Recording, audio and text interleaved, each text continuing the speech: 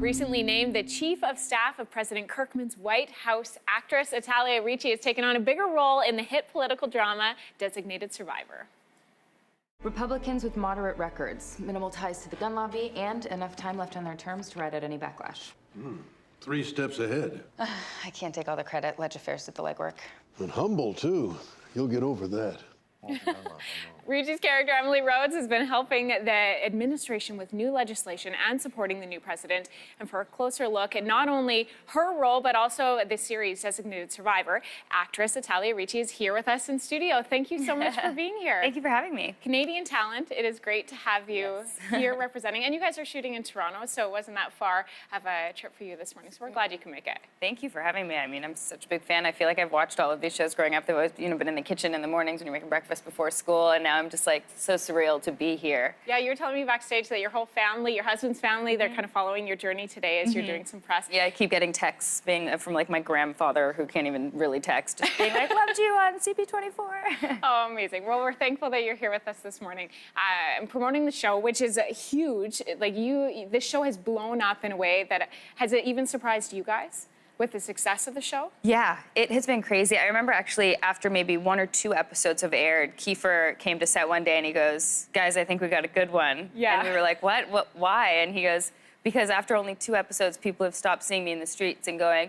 yo, Jack Bauer, and going, hey, President Kirkman. And I was like, oh, that's actually such a weird shift, I'm sure, for him for so long, being recognized as one character. And I think Cal as well, instead of being like, Kumar, what up? It's now like, yo, you're on Designated Survivor, Seth Wright. So it's just really cool.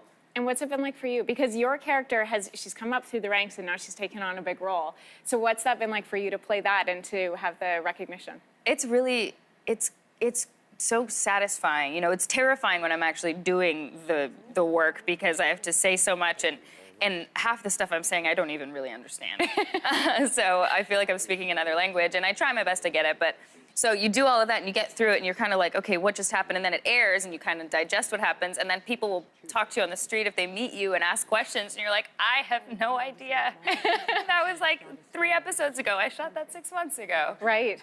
But people have been so gracious and so warm and they just love the show. Like, they're so passionate. It's so exciting. Like, you just get so pumped for them.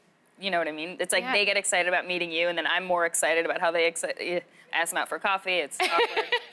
It's amazing. The reception, though, I think people are connecting, especially with your character, Emily, so much because we look at the political scene south of the border, and we don't see a lot of powerful women, but she is one of a couple really powerful women on the show. So what has that meant to you to play that role?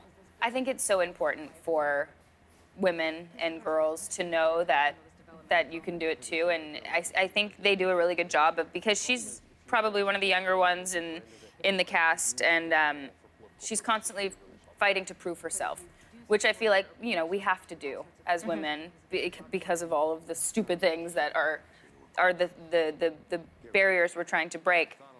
And so I think it's nice that they're showing that, and she's not like coming in and owning the world in an unrealistic sort of way. This is very realistic in the fact that, she's trying a little bit harder to keep up and working a little bit harder to do better than everybody else, and doing it all in fabulous heels, I might add. She has very great heels. You were rocking the fabulous heels this morning as well, so continuing the trend. Hey, your whole family, I mentioned, is here in Toronto. Is that a good thing or is that a bad thing when you're working full-time? It's both. It's good because I can go up there for the weekends and have mom's cooking or go to my nonna's and have lunch there. But it doesn't always translate. When they're like, can you get out of work early and come for dinner? And I'm like, no. Or they're like, well, just take tomorrow off. Like, call in sick. I'm like, if I call in sick, that is like so much money and so many people's like day ruined. Like, nobody can switch a shift with me. It doesn't.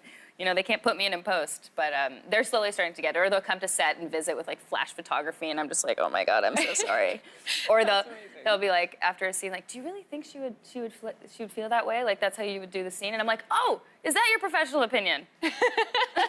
Amazing. Okay, well, if you ever need a day off, I can just throw on a brown wig, a brunette, and I'll jump in. Perfect. I got your back.